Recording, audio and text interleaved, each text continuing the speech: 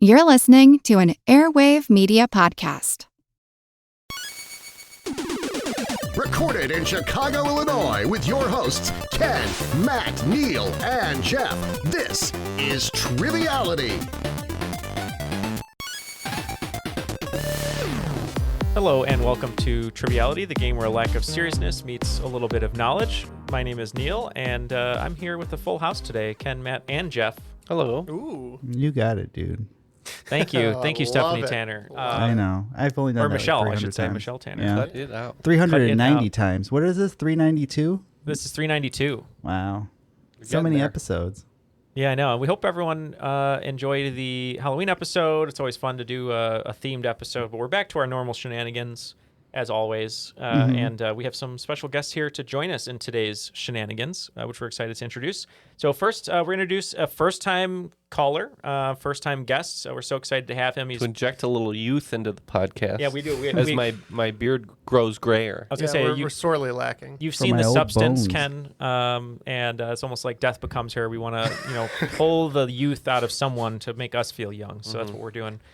So here to give a blood transfusion to keep us young from Vegas, Oakland 5 supporter on Patreon, Nic Burgess. How's it going, Nick? What's up, guys? How's it going? Good. I didn't know I was being transfused. Oh, yeah. Well, it'll be transfused some way. I don't know, through donuts or something. But Nick, tell us a little bit about yourself. What's going on? Yeah, I'm Nick. I'm 18. I'm a senior in high school here in Las Vegas. Huge sports fan. Love the Saints, Golden Knights, Giants, San Francisco Giants. It's all my stuff, and big fan of the podcast. Yeah. So in Vegas, so you like the Golden Knights, they're new, so you've kind of like adopted them. But like, how did you pick your teams before? Like when you had like the Giants and. So the Giants was really straightforward. It was my mom's side of the family is all from the Bay Area, San Francisco area, so I was kind of just indoctrinated there. And then the Saints, I was 4, and I was like, ooh, pretty colors, and ran with that. Okay. Nice. And then you carried over the black and gold then to the Golden Yeah, Knights. yeah, it works perfectly, right? That's awesome. Well, we appreciate you being here and supporting the show. I think you're maybe one of, in one hand, we can count maybe people who are 18 or younger that have been on the show, which is really cool. So Awesome. You're sort of part of the Avengers of young Triviality listeners. Young Let's Avengers. go. It's awesome. But we haven't heard from any of those other people, as Ken said, because we do suck all the life out of you. So we'll see what happens by the end of this episode. I got faith in myself. Yeah, well, you're going to partner with Matt today. And what's your trivia team name that you want to use? Well, the trivia name that me and my friends use when we go out is Kids Who Can't Write Good, but it's RIGHT, like your right hand. All right, just for the podcast listeners at home, that's how it's being said. So Yeah. just And imagine. Yeah, I'm it doesn't- left-handed, so I'm a southpaw, so that works out well. Oh, I boy. cannot write good. I'm Well, very going up left-handed. against Nick and Matt today, it's going to be me and Jeff. We'll be the leftovers. The leftovers. Sticking with the theme. All right. Because So we know that Neil is a huge fan of Justin Theroux. Thinks it's always the best choice for any piece he's cast in. yes, just ask me about it off air, and I'll give you my opinion. But so we have the leftovers versus the kids who can't write good. And we need a host, and we have a special person we always love having on the show. I forget what number appearance this is, but you're soon becoming sort of like the Ed McMahon of Johnny Carson, which I don't know why I did that reference. That's much older than me. But anyway, coming to us from Huntsville, Alabama, a Not a Robot supporter on Patreon, Jared Seale. How are you, Jared? Yeah, I'm good. Thank you. I think this is number 5, if I'm counting correctly. So I'll be expecting my jacket in the mail. Yep, we'll get you the He jacket. thinks there's a jacket. I know, people keep saying that. There's no jacket. We need to get like little Polly Pocket like green jackets. To That'd send be people. funny. Send a little tiny jacket. Yeah, like a little ornament or something. Yeah. But remind folks at home about yourself. Yeah, I'm down here in Huntsville, Alabama. Just been living life, watching my fantasy teams crumble in front of my eyes. It's been great. There you go. Yeah, that's always good to watch things crumble throughout the day. It doesn't, make you angry or anything. But yeah, we're happy to have you here. You're hosting today's game. Who would you like for the rules read before we get going? I didn't prepare an answer ahead of time. Let's just go Darren. I feel like he hasn't gotten his time to shine Classic lately. Darren. We love Classic Darren. Darren. The rules of the game are simple. 20 questions split into 2 rounds worth 10 points apiece.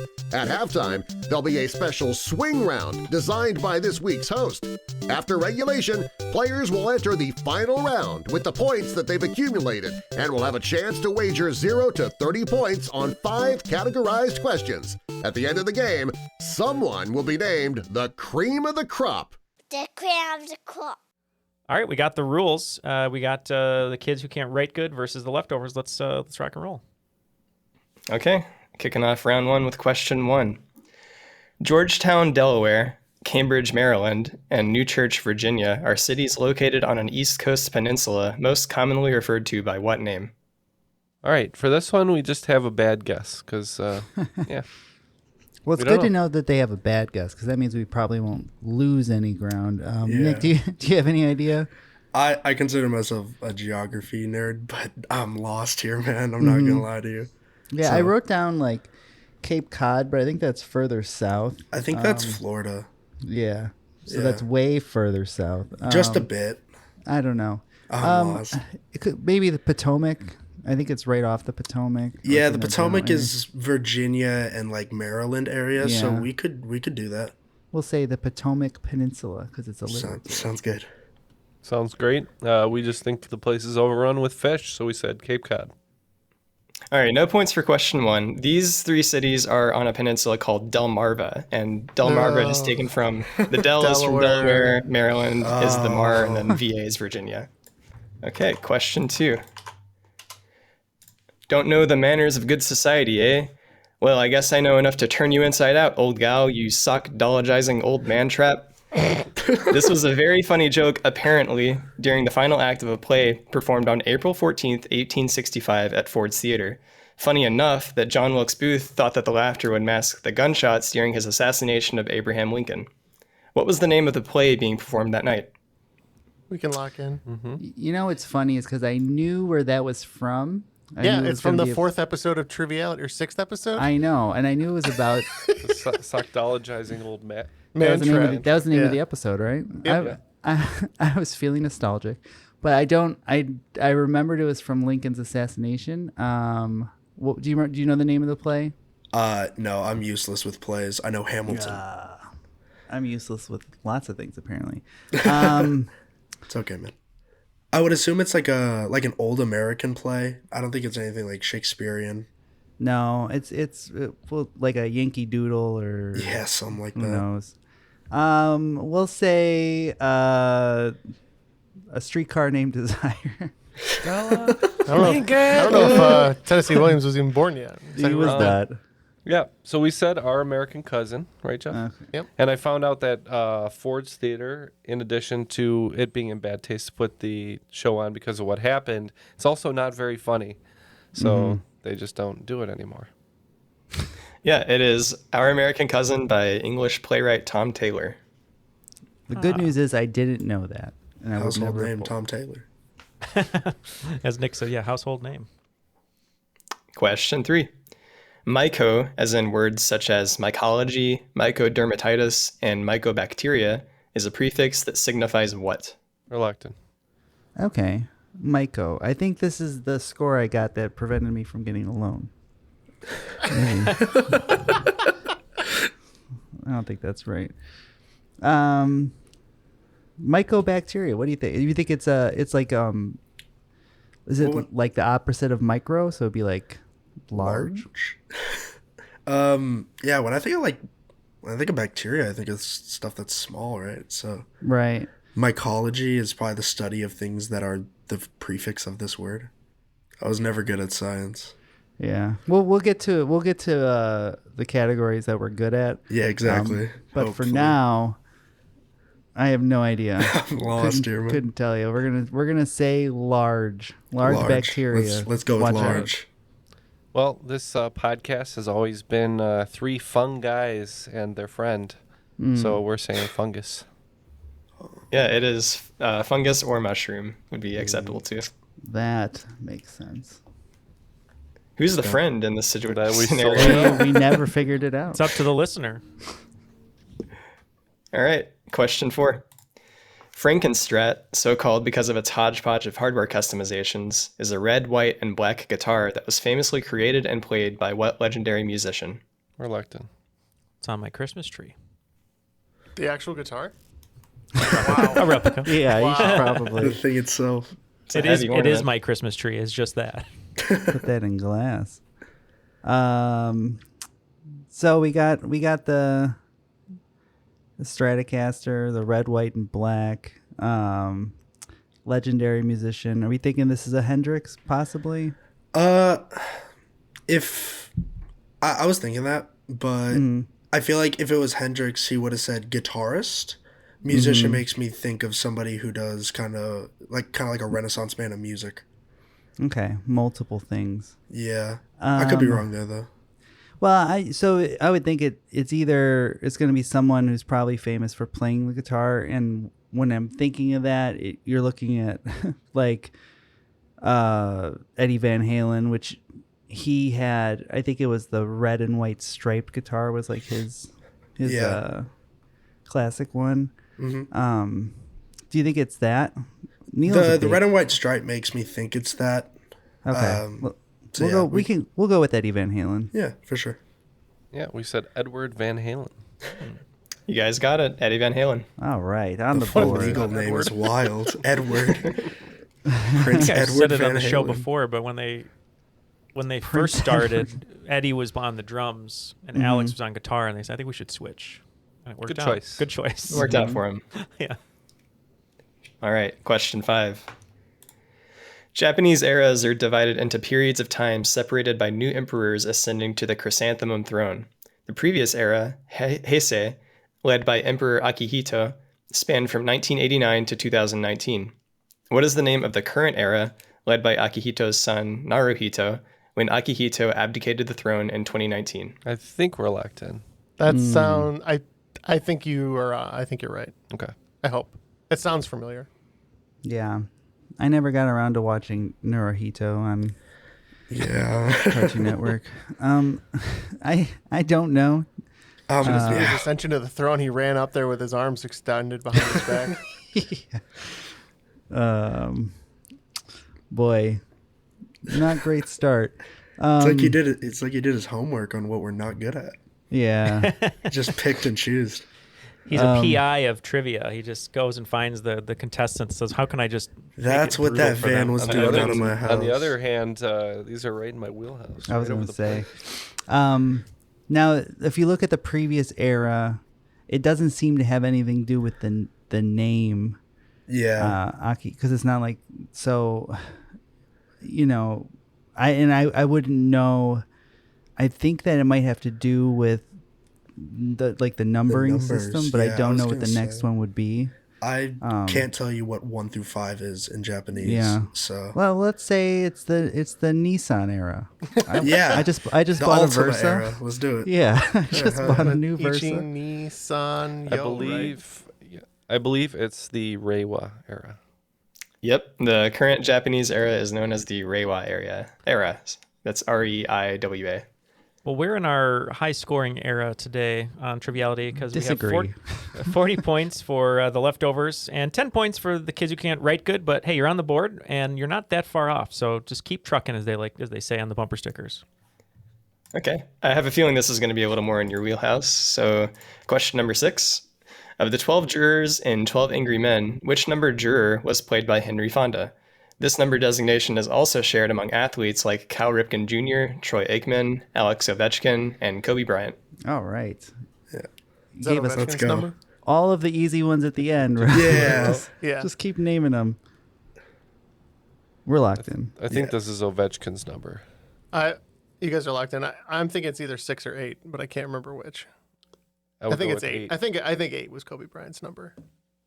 8. Yeah, what do we say, Nick? Yeah, this is 8 for sure. The grade 8 Ovi. 24, Kobe Bryant. You're right. Yep. Exactly. Henry Fonda and all those athletes were number 8. So this is why you keep threatening us with a weird switchblade on camera, Jared, during the I've been questions. stabbing into my desk. It's making lots of holes. Only overhand stabbing, though, because you can't do it from the... Exactly, yeah. Okay. Or underhand, not overhand, yeah. Question number 7. A 1969 song by the Winstons features a 7-second drum solo that has since been sampled thousands of times in various genres of music, most popularly in drum and bass and jungle music. Give me either the name of the song or the name that the drum solo has become known by over time. And we have an audio sample, and this is what a representation of what we're talking about here. This is from the song. Okay. Okay, here we go.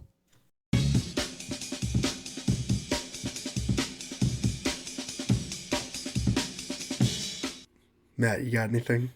Yeah, I know this. I believe I said it earlier when he played the clip. I believe this is just called the breakbeat.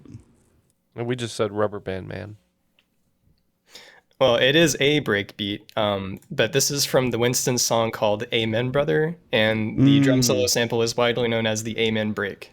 Ooh, the Amen Break. I had seen a YouTube video that was on the most famous breakbeat, and it was about this, so I just thought that's what it was called. They actually play Yeah, this. it's in, like I said, thousands of different songs at this point. Okay, question 8.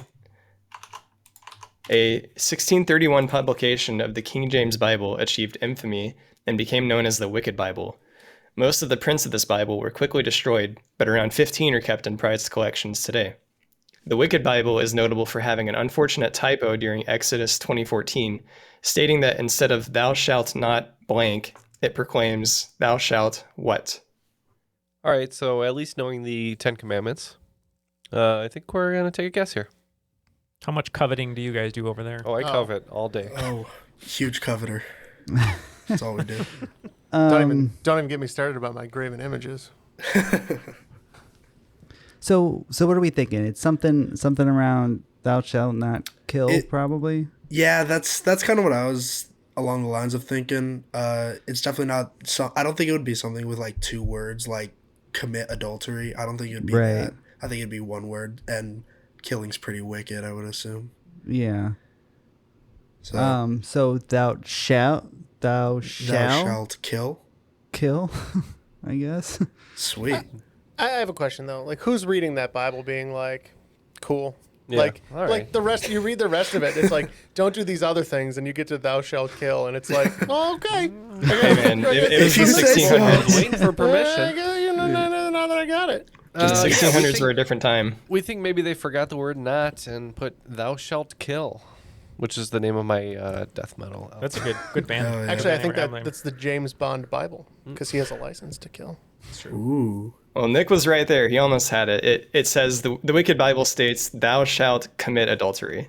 No way. So no points. Nice. No points, right? Yeah. It's the Ashley Madison Bible. What is that? I don't know what that is, Jeff. Yeah, I've what is never that, heard Jeff? of it. Can you explain it, I Jeff? don't know what that is.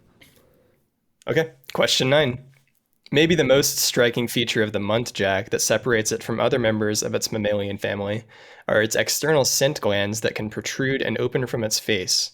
What kind of animal is a muntjac? Okay, so we're looking for a mammalian animal. Yeah. It's got external scent glands open from its. So what are you? I'm picturing almost like the dinosaur from Jurassic Park. From Jurassic Park, the one with that. Yeah. But that comes out of its neck, no? Or, Yeah, like, the not sides necessarily of from its their face. It's a mammal, Matt. Yeah. Oh, that's got it. I That's understand important. this. I'm just saying what I'm picturing in my head. This is the Yeah, first. come on, Ken. We started reading. I was like, yes, dinosaur. There's those weird, those kind of like baboon monkeys that have like kind of like the puffy face thing. Do you think it could be a monkey? Do you think that those like protrude? Like, do you think they go out and in? I don't know. I got nothing else, so I'm not. Because it says they open. Right. So it makes me think of the monster from Stranger Things. Right, which is also probably not a mammal. I wouldn't think so. Very little hair. Does it nurse its young? Yeah, no. Some I don't want to Demogorgon think of milk. that thing having young. There's the name. Sweet Demogorgon milk, man. That's the new Sweet milk at Gorgon the milk. conglomerate. So Yeah. what are you thinking I already there? kind of know what I'm going to Photoshop. Yeah, that's why we had the whole conversation. So what do you want to go with? I like the monkey, the orangutan. I think it was that Yeah. you were talking about. I like that. Show me a monkey. Yeah, we're kind of going the monkey route too. I put primate, but I can be more specific. between apes and monkeys if you want me to. Getting scientific. No on need. us. The muntjac. No, you're right. Because you're way up. The muntjac, which is found primarily in South and Southeast Asia, is a kind of deer. And if you want to get kind of wigged I out, know what They that have yeah, I know deer? what that is. Okay. look at the video. It's pretty gnarly. I know No what it is. thanks. I've got external dear. scent glands, Greg. Can you smell me? Yes, from quite far. All right, question 10. Ever since the original Xbox came out in 2001, the A, B, X, and Y buttons have retained their positions and colors on the official controllers. Can you name the positions and colors of these 4 buttons? For the positions, descriptions like top, bottom, left, and right will be fine. You're Now, an is it, Xbox guy. Oh Nick? yeah, I got you. All right, we're locked. I'm Yeah. a PS5 person, so I'm glad that We you are know. locked in. So is it 5 points for colors, 5 for position, or is it only 10 points for all of it together? The latter. Okay. All right, here we go. And this is so the other team is locked in. Nick is a big Xbox fan, and it's all or nothing for this. So we got to get them all right. So I think it's A on the bottom, and it's green. Yeah, and then B on the right, Is red? and it's red. X on the left, and it's blue, and then Y is on top, and it's yellow. Yellow? Yep. I buy that. Is that you agree, Nick? Yeah, that's what I got to. Okay. Oh, disappointing. I got it Unfortunate. right. All right, yeah, you're both right. It goes yellow Y at the top, red B on the right, green A on the bottom, and blue X on the left. Yeah, I spent some time with an Xbox controller.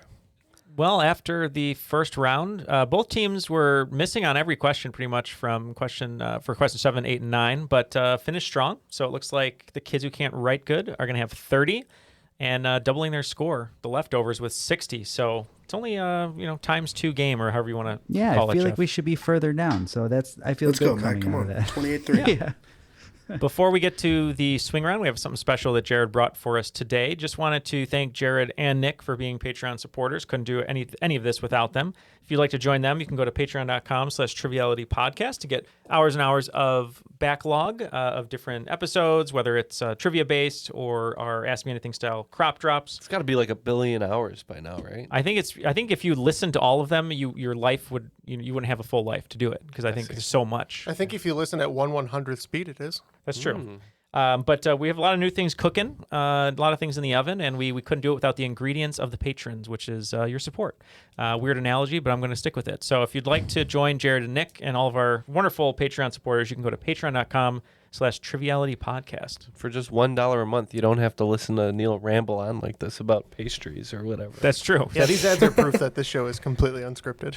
We should make these ads worse so people are more incentivized to. So just wait until after the second round, and you're going to find gonna out be real bad. how bad we can do it. Pig Latin. All right, Jared, you had something special for us today. Why don't you explain it, and we're going to cue it up for you. Yeah, so today's theme for the swing round is sounds of 2000s television. So I'm going to play 10 audio samples from TV shows that aired between the years of 2000 to 2009, but didn't necessarily begin or end during that time period. All you have to do is give me the name of the TV show where the sound effect or music came from. All right. And listeners at home, you're going to hear all of these in one stretch like we normally do for the swing round. So, feel free to pause if you need to, but they're all going to be coming at you right now. Number 1.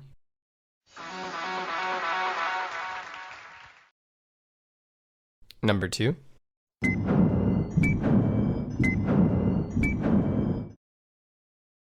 Number 3.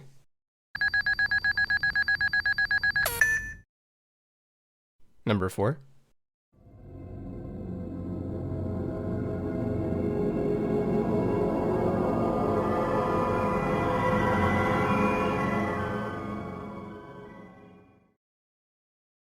Number 5. Number 6.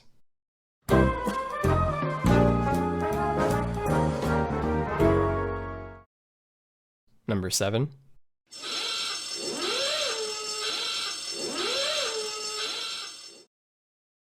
Number 8. Number 9.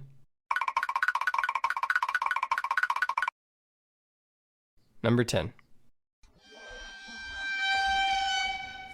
Hold on, that one's from everything. That one, they use It that came on from something. every reality show. That's on every reality show, yeah. All right, those are the sound effects. We'll be right back and try to figure these out. You've heard the jingle bells, but have you heard the Babble bells? They're the bells you hear when you learn a new language with Babbel. And because talking is the key to really knowing a language, Babbel is designed for real conversation. Wasting hundreds on private tutors is the old way of learning techniques. At work, I have so many customers whose native language is Spanish, and it really affects my ability to connect with them. This holiday season, I can't wait to surprise them with the season's greetings in their native language. And it's all thanks to Babbel. With over 16 million subscriptions sold, Babbel's 14 award-winning language courses are backed by a 20-day money-back guarantee, so your gift to yourself or your loved one is risk-free. Here's a special holiday deal for our listeners. Right now, get up to 60% off your Babbel subscription, but only for our listeners at babbel.com/social hour. Get up to 60% off at babbel.com/social hour, spelled BABBEL.com/social hour. Rules and restrictions may apply. The holidays are here at the Home Depot, so let's get to decorating. Find your perfect tree in our huge assortment of shapes, sizes, and styles. Like the easy-to-assemble Jackson Noble Fir, with pre-lit branches perfect for styling with all your favorite ornaments. Or the Flock Starry Light Fraser Fir, with over 1,900 pre-lit memory wire branches that keep their shape so it's ready right out of the box. Ooh. Find the perfect tree now at the Home Depot.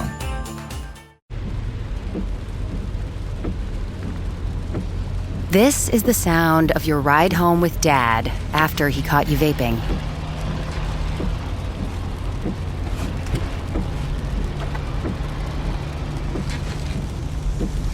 Awkward, isn't it? Most vapes contain seriously addictive levels of nicotine and disappointment. Know the real cost of vapes. Brought to you by the FDA.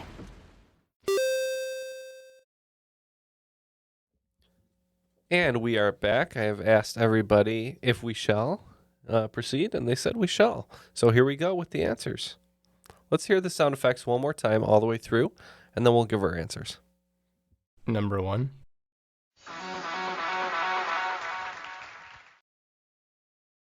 Number 2.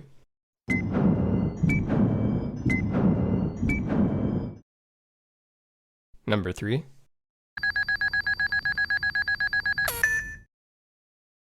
Number 4.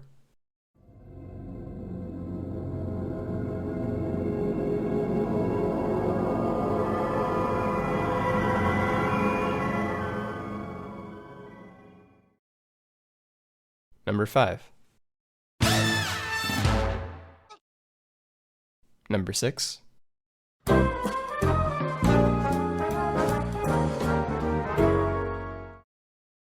Number 7.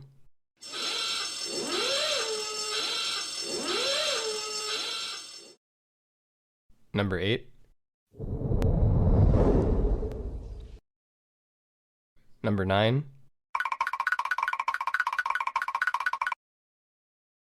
Number 10.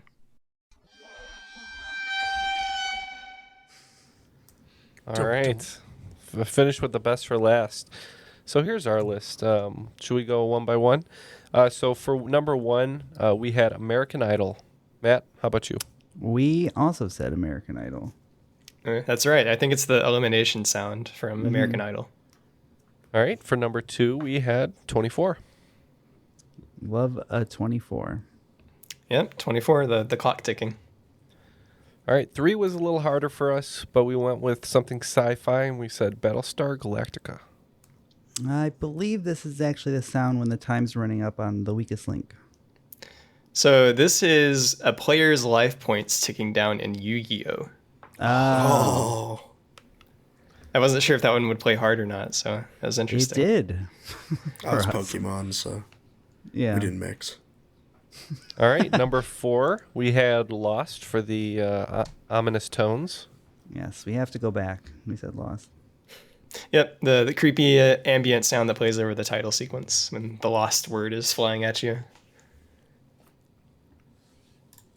For number 5, we had Modern Family.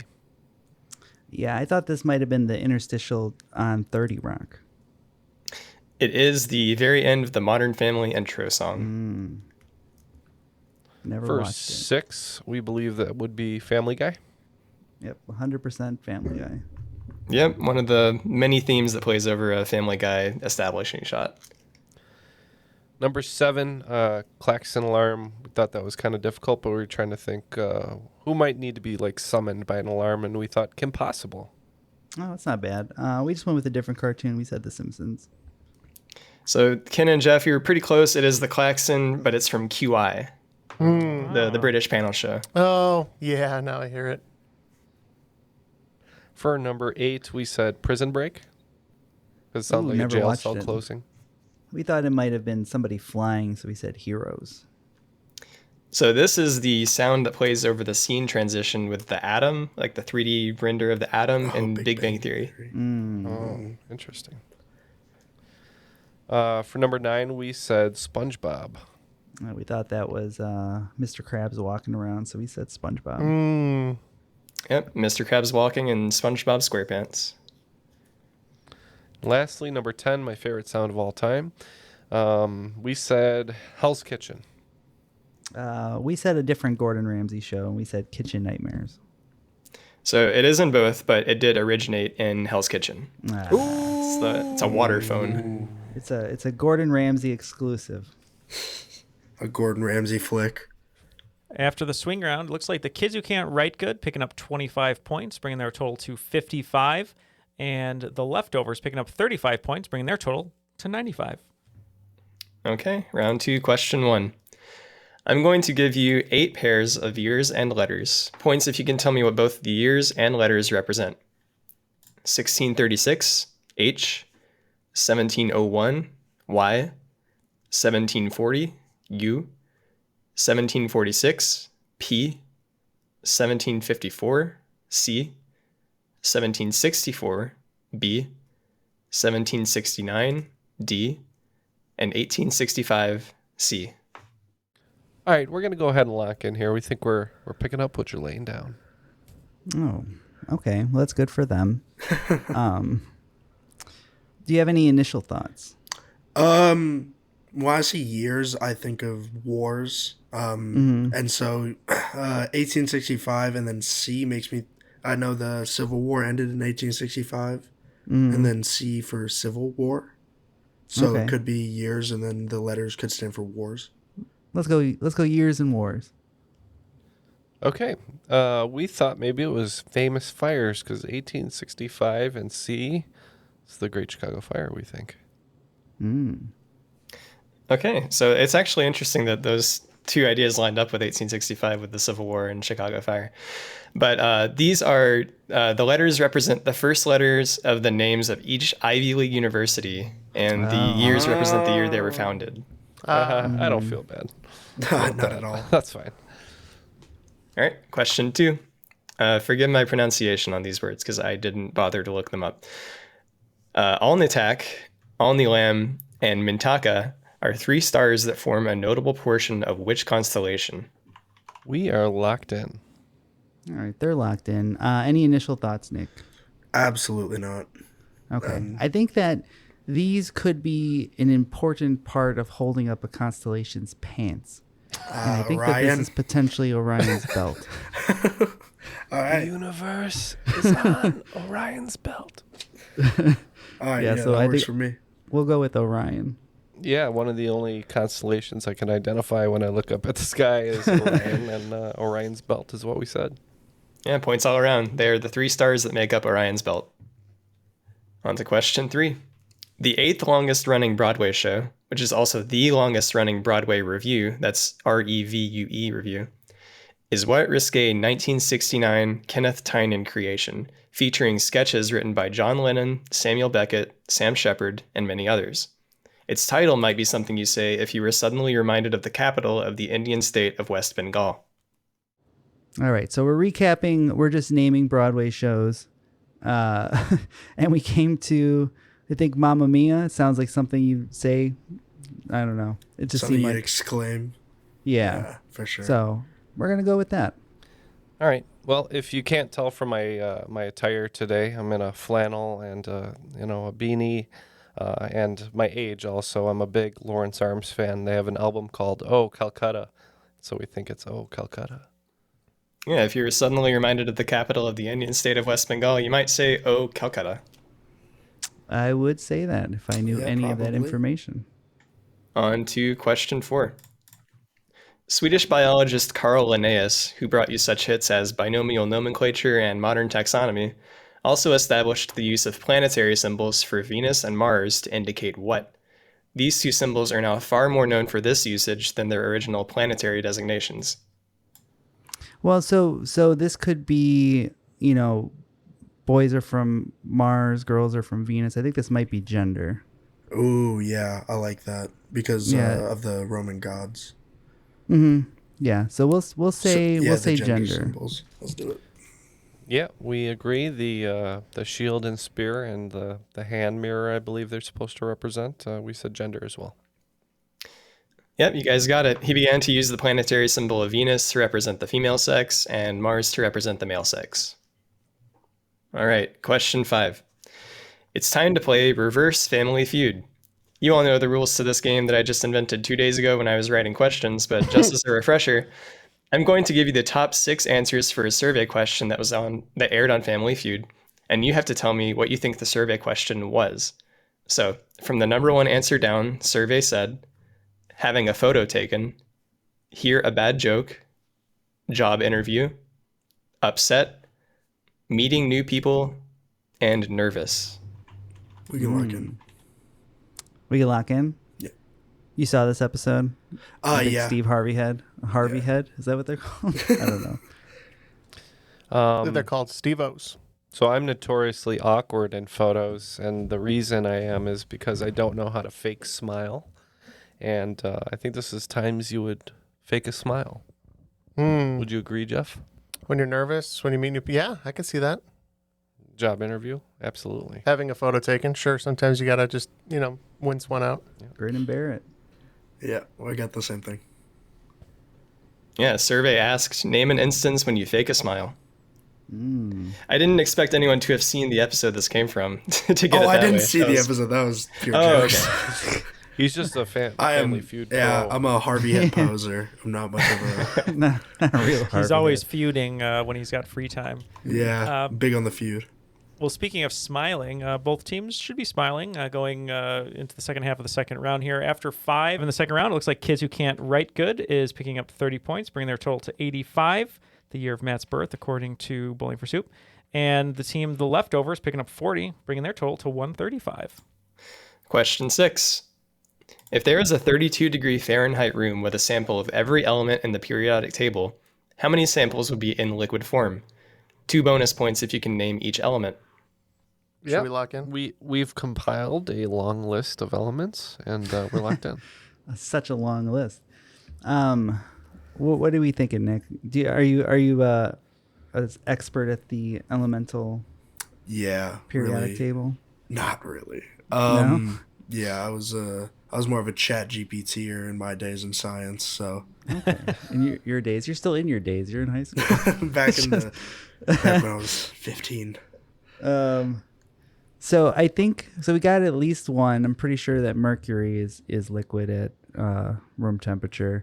And then it's not a long list. So you're eliminating all the gases and most of the pretty much all the metals, right? Yeah. Yeah. So, you're looking at like cobalt and like just the middle. Lithium. Lithium, yeah. I think lithium is one. I think we're looking at like 4. That's what my gut was telling me was 4. I remember watching a YouTube video of like this element that you could just buy that's like liquid in your hands. Mm-hmm. It's really cool. Around freezing temperatures. So yeah, I like 4. We'll do 4. Outside of, I would say cobalt, mercury, and lithium are probably 3, but I don't know. I wouldn't know what the other one is. So we'll just say 4 and not guess on the names. We're just saying the one, and mercury. So mercury is one, but there's another one that is liquid at 32 degrees Fahrenheit, and that's bromine. So 2 total. Oh, everyone's favorite element. So 2 bonus points for us. So I know gallium will melt in your hand, and I have some. Is your hand 32 That might be what I'm degrees? talking But about. my hand is a little bit warmer than 32 degrees. So So you're getting 2 bonus points on that? That's right. Okay. And I think them too. Question 7. FDR's New Deal created organizations such as the TVA, FDIC, PWA, and dozens more that are commonly referred to as a collective by what alliterative name? We can lock in. Oh, good. Locked in. Jeff, could this just be Social Security? And these are all under the lump? yeah, I mean, that's alliterative. Social Security was invented at this time. I think for the sake of giving people benefits. So yeah, maybe it's just Social Security. Yeah, that's what I have too. I think it's social services would be my guess. Okay, good guesses. These are actually known as alphabet agencies. Oh, see, we were not even close. Not even. Alphabet agencies. Sounds fun. On to question 8. The Millennium Prize problems are a collection of 7, at the time, unsolved complex mathematical problems that were selected by the Clay Mathematical Institute in 2000. To encourage existing and would-be mathematicians, each problem had $1 million bounty attached to it that would be rewarded to the first person to submit a valid solution or proof. To date, how many of these problems have been solved? You say $1 million bounty to make it sound cooler. Yeah, still math. This I is wrote just a the question plot. about these at some point, and I was hoping that it was going to be what was the bounty. Yeah, it's that's my first guess. So the people right. running this don't even know what it is, or do they know? No, they want a solution so bad. They're like, we'll give you $1 million if you can solve it. And then just with math, they're able to confirm if it was correct or not. Yeah. I don't really understand that. That's how proofs work. I don't really understand this. But we're locked in. I'm decently sure that this is just the plot to Good Will Hunting. Yeah. So this is about how many apples do we like? Yeah, right? exactly. I understand. I do like apples. Is it? Do you think it's? I think it might be 1. I think one of them might have been solved. I like 1. I was thinking 0 because that's very I like know. it's. I feel like either 0 or all of them are just two like extremes that would throw people Right. off. This is So, like that we can go Penn with and 1. Teller's bounty on it proving psychics are real, and it's still 0. Yeah, Let's do 0. Let's see what happens. I like 0. Okay. And we're saying it's just the one that Matt Damon solved. So 1. It is only 1 so far. I'm going to butcher this too. Poincare projection? Poincare conjecture, that's right. Jeff nailed it before I did. That's the one that has been solved. It was by Russian mathematician Grigory Perelman. He was awarded the prize money in 2010, but he declined it because he felt that he didn't deserve it because he used lots of other mathematicians to further his research. And all those other mathematicians are like, take it and give us a cut, fool. I can't remember if it was the Poincare conjecture or the Riemann hypothesis that was solved. So Yeah. The Poincare, whatever. French. All right, question 9. In sheet music, tempos are traditionally written in Italian and indicate both the speed and feel of how the music is meant to be played. One such tempo is Italian for gently or slowly or at a walking pace. ABBA fans might recognize the tempo as it, repeated once, makes up the title for a song off their Super Trooper album, a song that is also featured in the 2018 Mamma Mia sequel movie. Well, we thought about this for a little bit. We have no idea. We can't come up with a good answer. So we're going to say tap, tap. I don't believe that is a tempo. Nick, do you have any idea here? So these are just like a clarifying question. These are things like a staccato, right? Like in terms of like. Well, that's not really a tempo. That's like notation. Okay. Got it. Yeah, like timpani, same thing like that. But you're on the right track. I think so. Largo, I think, is a slow tempo. I don't know if it's the slowest. We're looking for something that's like not like slow, but that's not like a sprint. It's a leisurely. Walking pace. Yeah, walking pace. I don't know. Allegro. Yeah. Allegro is a tempo. Let's do it. Yeah, Allegro. Jeff said it. Andante, andante. Yep. Oh, geez. Tempo is andante, and the ABBA song is Andante Andante. I have never heard of that song. So Same. It's a slower one. It's pretty good, though. Is it Andante? Andante Andante. All right. Question 10. In North America, road reflectors are generally color-coded to indicate different functions. White reflectors divide lanes, yellow reflectors divide traffic going in opposite directions, and red reflectors indicate areas that are closed due to traffic. What do blue road reflectors indicate? I was hoping you would take this opportunity to teach people what the solid yellow lane means and the dotted yellow lane. A little 'cause triviality people don't seem to driving know. class. Oh, they all just mean go around Just faster. do whatever you want. Oh, yeah, That's all pretty what they mean. All right. Well, we are not too sure on this one. I'm sure we'd see it out and about, but we haven't registered it, so we're just going to lock in. All right, they're locked in. What would you think that blue would indicate? So I used to play a lot of street sports with a lot of my friends when I was younger outside of my house, and Like within my hopscotch? neighborhood, Or what there kind of was- street sports? we play a lot of street hockey, Okay, 2-in-touch real football. sports. If we were feeling dangerous, enough. tackle football. Okay. But there was a blue reflector in the middle of our street, and we never found out what it meant. Oh man, I thought the story was gonna be like, and No. it meant No, Oh. I was so going to but say like this 18-year-old kid is better at driving than all of us. Got my driver's license 2 years before he was born. Is it so? Was it on the jeez. street? Was it uphill or downhill? Was there maybe like Flat. do you think it's flat? See, I was there's thinking it no could uphill mean- or downhill in Vegas? It could mean caution or something, but Yeah, that would not. It makes me think like maybe caution or like people around. Yeah, let's Slow. say that use caution. I like that. Okay. We kind of taken that tack too. We thought maybe it indicates that there's an accident ahead or something like that. Okay, well, Nick, if you go back to that street and you go to that blue road reflector, you'll see that there's a fire hydrant right next to it. On It the side was of the road. fire hydrant. That's what I that's didn't what they even indicate. mention it. No. Yeah, there's two.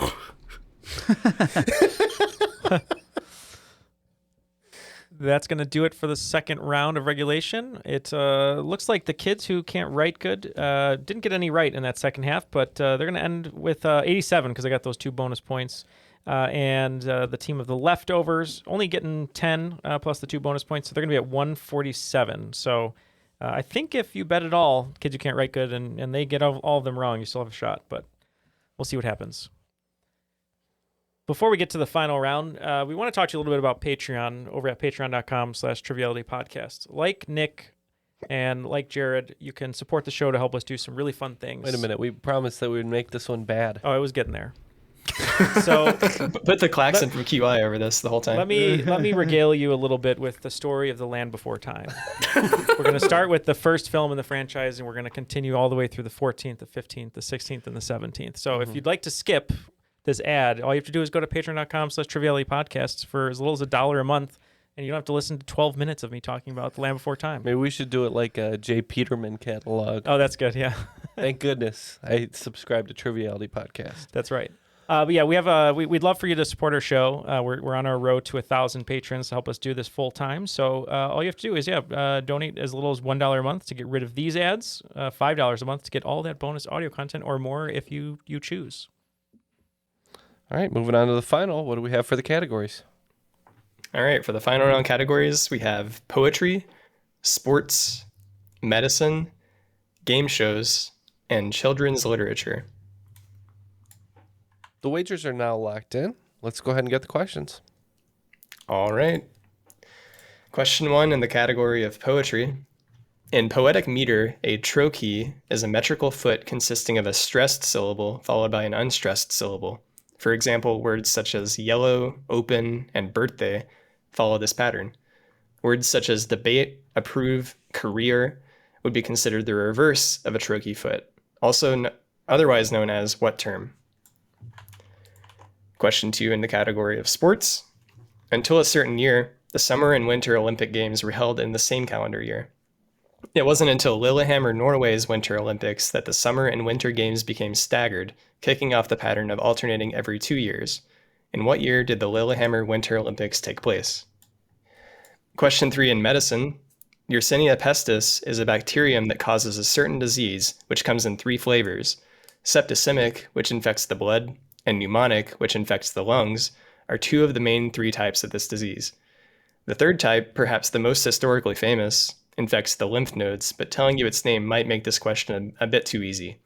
What is the name of this disease caused by the bacterium Yersinia pestis? Question 4 in game shows. My favorite game show moment ever took place in 1999 on Who Wants to Be a Millionaire, when John Carpenter, no, not that John Carpenter, became the show's first contestant to go all the way to the end. He made it to the final question without using any lifelines, but upon reading the question, decided to use his phone a friend option to call his father. What was unusual about this phone call? And question 5 in children's literature. An award-winning children's book published in 1991 portrays a young mouse with a unique name. She loves the name until her classmates begin to tease her about it, but throughout the book learns to love it again. What is her name, which is also the name of a particularly difficult to spell flower, as well as the name of the book? If you're stuck, I did hide the answer to this question somewhere earlier in the episode. All right, we have our questions, and we'll be back to find out who will be today's cream of the crop. This episode is brought to you by Allstate. Some people just know they could save hundreds on car insurance by checking Allstate first, like you know to check the date of the big game first before you accidentally buy tickets on your 20th wedding anniversary and have to spend the next 20 years of your marriage making up for it. Yeah, checking first is smart. So check Allstate first for a quote that could save you hundreds. You're in good hands with Allstate. Savings vary. Terms apply. Allstate Fire and Casualty Insurance Company and Affiliates. Northbrook, Illinois.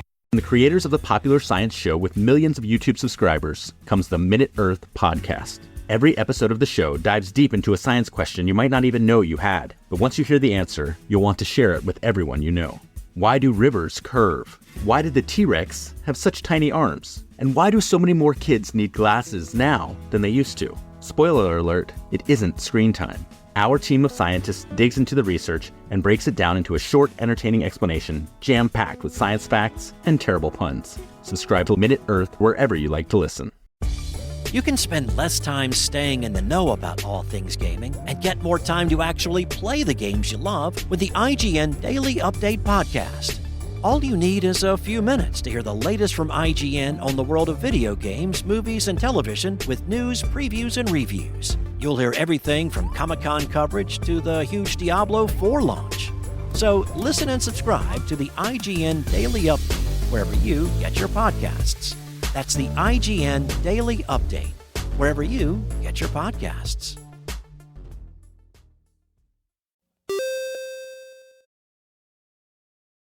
We are back, and it's time to find out who will be today's cream of the crop. Let's get these questions one more time. Okay, question 1, I asked you what the opposite of a trochee foot is known as. Well, we really didn't know. We wagered 30 on this one, so we hope our stupid guess is a good guess, and we said the Ketro. It's the opposite. We wagered 0, thankfully, and we said the opposite of a trochee foot is a trochee hand. All right, so the reverse of a trochee is called an iamb, as in iambic pentameter. Oh, duh. Wambader. For question 2, I asked you, what year did the Lillehammer Winter Olympics take place? 20 points on this one. We said 94. We wagered 30, and we agreed 94. It is 94. Are we in trouble, Jeff? Always. In question 3, I asked you, what is the name of the disease caused by the bacterium Yersinia pestis? For 30 points, we think this is the Black Death, the bubonic plague. That's a good guess. We wagered 7, and we just said lymphoma. Yeah, Yersinia pestis is the bacterium that causes plague. The third type of plague that I was talking about that affects the lymph nodes is bubonic, as in the bubonic plague. Oh. Good pull. Yeah. All right, question 4. What was unusual about the phone a friend phone call that John Carpenter used in his last question on Who Wants to Be a Millionaire? For another 30 points, he did not ask for help. He just said, I'm telling you that I won the $1 million. Yeah, got the same thing. Gave his dad a call, flex on his win. And we wagered 30. Yep, exactly right. And question 5, I asked you, what is the name of the book featuring the mouse with the unusual name? And for our last 30, we said chrysanthemum. Yeah, we wagered 30 as well, and got the same thing. Yep, chrysanthemum is in the chrysanthemum throne of question 5 fame. That's all she wrote. It looks like Team Kids Who Can't Write Good picked up 73 points, but it wasn't enough to get them to win today. But they're going to end the game with 160 points. And the leftovers picking up 80 points, bringing their total to 227, making them today's cream of the crop. Cream of the crop. Proving once again, Jeff, that sometimes leftovers can be delicious. Would you agree? I would concur. Sometimes second day items are better than first day items. You know what else is delicious? That game. That game was delicious. Thank you. I was going to say supporting us on Patreon, but we already did that. That's delicious too. Yes, thank you, Jared, for that wonderful game. As always, we always love having you back. Anyone you'd like to shout out, maybe you haven't done before, or anything new in your life that you want to shout out before we let you go? It was my dad's birthday a couple weeks ago. Shout out my dad, Tom. Happy birthday to Tom. Happy birthday, Tom. Let's go, Tom. And thank you guys for having me on again. It's always fun. Tom. Of course. Of course. Thank you for that fun audio round, changing up the format a little bit. We appreciate it. Hope everyone at home also appreciated it. And Nick, you are almost done with high school, so congratulations on that. But anyone you'd like to say hello to before we let you go today? Yeah, just shout out my girlfriend, Maddie. She's awesome. She's part of my trivia team, my whole trivia team, Ethan, Dante, and my parents, everybody. So, That's awesome. Well, yeah, we hope the trivia games, go well moving forward here, and this experience will help you become stronger. But yeah, thank you so much for supporting us, especially for being in high school. You're one of the few in high school, so we appreciate that. Yeah, for sure, guys. Thank you.